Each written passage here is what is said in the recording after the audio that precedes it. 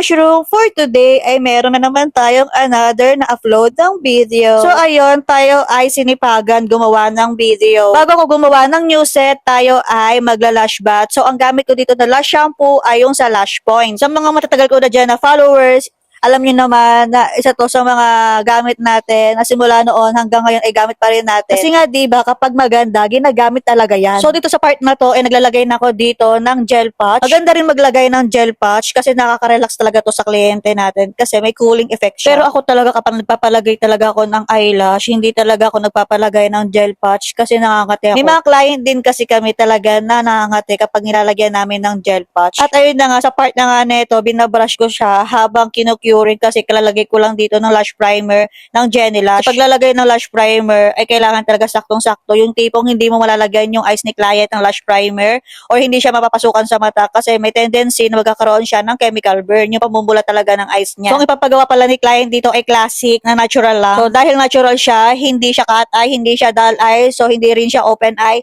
natural siya. Andito na tayo sa climax ng aking video. So ito kasi gusto ko siyang ipakita sa inyo. Ito yung first time na gagamitin ko tong fad ban. Kung matatandaan ninyo sa last video ko, 'di ba, ang ginamit ko doon is pang wet lash yung volume nila. So bumili rin kasi ako ng classic at pang pre-made. So ang gagamitin ko naman ngayon dito is classic kasi si client ang papagawa lang niya is classic. Inulit. Ayaw, di ma. So, bago ko siya gamitin, ay hinawakan ko muna siya, dinamdam ko muna siya kung matigas ba siya or malambot. So, masasabi ko naman din talaga na malambot siya. Pero sana, ay okay yung glue na gagamitin natin dito kasi diba last time ay dumudulas halos lahat ng lash glue na ginamit natin doon. Lash point, ngayon gagamitin natin dito na lash glue. O, diba ang cute yung ginamit ko dito na lash primer as a Jenny Lash, pero yung ginamit ko dito na lash glue ay sa lash point. Andito na nga tayo sa exciting part. Ayan, nag-isolate na ako dito. And sana talaga ay magdikit agad sila. So, ayan, ito yung unang dikit natin. Oh, dikit naman din siya agad-agad. So, perfect. Pangalawang dikit, baka si mamaya, lang. So, ayan, dikit naman din talaga siya. So, check naman natin sa pangatlong attachment. Tingnan natin kung didikit din talaga siya. Baka mamaya pinapaasa lang tayo na okay siya. Parang relasyon nyo, pinapaasa ka lang niya. Charis.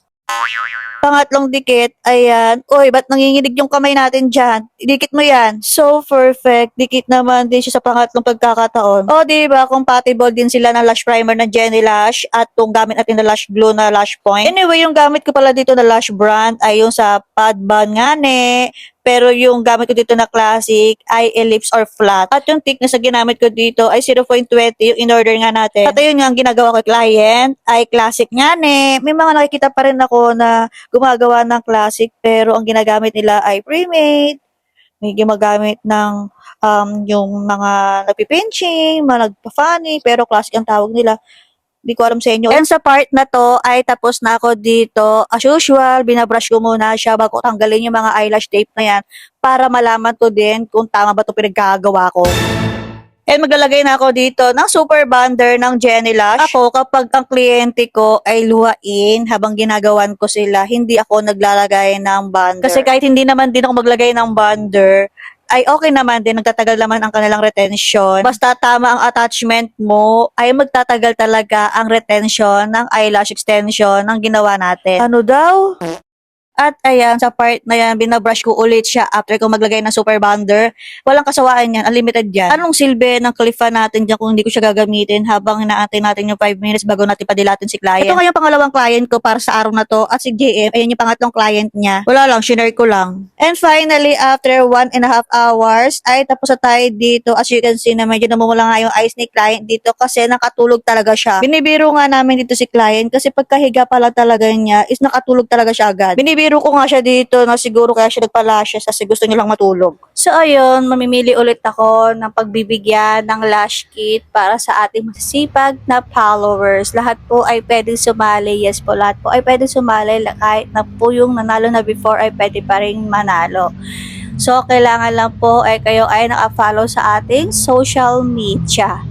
So, sino kaya ang next na mabibigyan natin ng lash kit? So, yun lang. Thank you for watching. Bye!